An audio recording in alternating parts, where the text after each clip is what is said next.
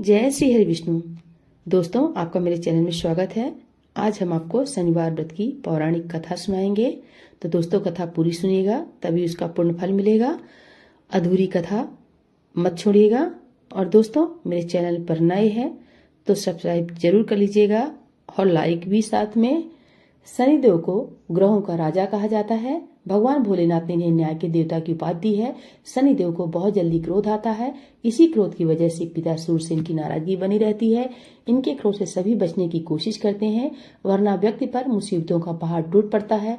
इसलिए इसे प्रसन्न करने के लिए शनिवार व्रत रखा जाता है। शनि कृपा से व्यक्ति को सुख और वैभव की प्राप्ति होती है।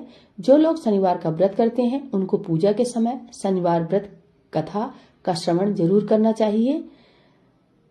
शनिवार व्रत कथा। एक बार सभी 9 ग्रहों सूर्य, चंद्र, मंगल, बुध, बृहस्पति, शुक्र, शनि, राहु और केतु में बहस हो गई, कौन सबसे बड़ा है। आपस में लड़ने के बाद सभी देवराज इनके पास पहुंच गए।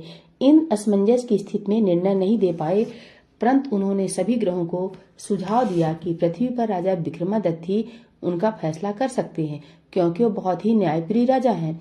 सभी पृथ्वी पर राजा विक्रमादित्य के पास गए और अपने आने का कारण बताया। राजा उनकी समस्या सुनकर बहुत परेशान हो गए। उनका चिंतित होना लाजमी था, क्योंकि जिसको भी किसी से छोटा बताया तो वही गुस्सा कर जाएगा। राजा काफी सोच विचार करने के बाद एक उपाय सूझा। उन्होंने स्वर्ण, रजत, कांस्य, पीतल, सीसा, रांगा, जस्ता, अभ्रक और लौह से 9 सिंहासन का निर्माण करवाया। उन्हें उपयुक्त क्रम में रख दिया गया। सबसे निवेदन किया गया कि क्रमानुसार सिंहासन पर आसन ग्रहण करे। शर्त रखा गया कि जो सबसे अंतिम में सिंहासन पर आसन ग्रहण करेगा वही सबसे छोटा माना जाएगा, जिसकी वजह से शनिदेव सबसे बाद में आसन प्राप्त कर सके और सबसे छोटे कहलाए। क्रोध के आवेश में आकर शनिदेव ने सोचा कि राजा ने यह सब जानबूझकर किया है। कुपित होकर राजा से कहा गया कि राजा, तुम मुझे नहीं जानता। सूर्य एक राशि में 1 महीना, चंद्रमा 2.25 महीने 2 दिन, मंगल 1.5 महीना, बृहस्पति 13 महीने, बुध और शुक्र 1-1 महीने विचरण करते हैं। लेकिन मैं 2.5 से 7.5 साल तक रहता हूँ। मैंने बड़े बड़े का विनाश किया है। श्री राम की 7.5 आने पर उन्हें जंगल जंगल भटकना पड़ा और रावण की आने पर लंका को बंदरों की सेना से परास्त होना पड़ा। क्रोधित शनिदेव ने राजा से कहा कि अब आपको सावधान रहने की जरूरत है। इतना कहकर शनिदेव कुपित अवस्था में वहां से चले गए। समय गुजरता गया और काल चक्र का पहिया घूमते हुए राजा की 7.5 आ गई। तब शनिदेव घोड़ों को सौदागर बनकर राजा के राज में आ गए। उनके साथ अच्छे नस्ल के बहुत सारे घोड़े थे।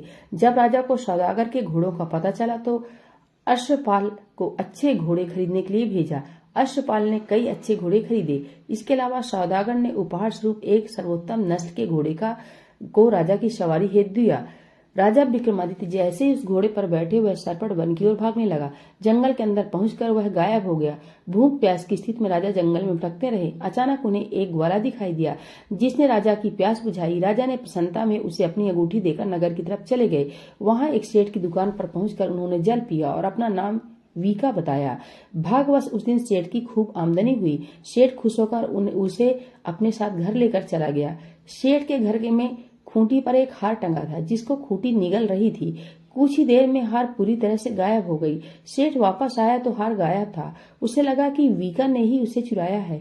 सेठ ने वीका को कोतवाल से पकड़वा दिया और दंड स्वरूप राजा उसे चोर समझकर हाथ पैर कटवा दिए। अपंग अवस्था में उसे नगर के बाहर फेंक दिया गया। तभी वहां से एक तेली निकल रहा था, जिसको वीका पर दया आ गई। उसने वीका को अपनी गाड़ी में बैठा लिया। वीका अपनी जीप से बैलों को हाँकने लगा। कुछ समय पश्चात राजा की शनि दशा समाप्त हो गई। वर्षा काल आने पर वीका मल्हार गाने लगा। एक नगर की राजकुमारी मन भावनी ने मल्हार सुनकर मन ही मन प्रण कर लिया कि जो भी इस राग को गा रहा है वो उसी से ही विवाह करेगी। उन्होंने दासियों को खोजने के लिए भेजा, परंतु वापस आकर उन सभी ने बताया कि वह एक अपंग आदमी है। राजकुमारी यह जानकर भी नहीं मानी और अगले ही दिन वह अनशन पर बैठ गई। जब लाख समझाने पर राजकुमारी नहीं मानी, तब राजा ने उस तेली को बुला भेजा और वीका से विवाह की तैयारी करने के लिए कहा गया। वीका से राजकुमारी का विवाह हो गया। एक दिन वीका के स्वप्न में शनिदेव ने आकर कहा कि देखा राजन, तुमने मुझे छोटा बताकर कितना दुख झेला है। राजा ने क्षमा मांगते हुए हाथ जोड़कर कहा कि हे शनिदेव, जैसा दुख मुझे दिया है किसी और को ऐसा दुख मत देना। शनिदेव इस विनती को मान गए और कहा कि मेरे व्रत और कथा से तुम्हारे सारे कष्ट दूर हो जाएंगे। जो भी नित्य मेरा ध्यान करेगा और चींटियों को आटा डालेगा उसकी सारी मनोकामना पूर्ण हो जाएगी। शनिदेव ने राजा को हाथ पैर भी वापस दिए। दूसरे दिन जब सुबह राजकुमारी की आंख खुली तो वह आश्चर्यचकित हो गई। वीका ने मनभावनी को बताया कि वह उज्जैन का राजा विक्रमादित्य है। मनभावनी खुशी से फूले नहीं समा रही थी। राजा और नगरवासी सभी अत्यंत प्रसन्न हुए। सेठ ने जब यह सुना तो वह पैरों पर गिरकर क्षमा मांगने लगा। राजा ने कहा कि यह सब शनिदेव के कोप का प्रभाव था और इसमें किसी का कोई दोष नहीं है। सेठ ने निवेदन करते हुए कहा कि मुझे शांति तभी मिलेगी जब आप मेरे घर चलकर भोजन करेंगे। सेठ ने कई प्रकार के व्यंजनों से राजा का सत्कार किया।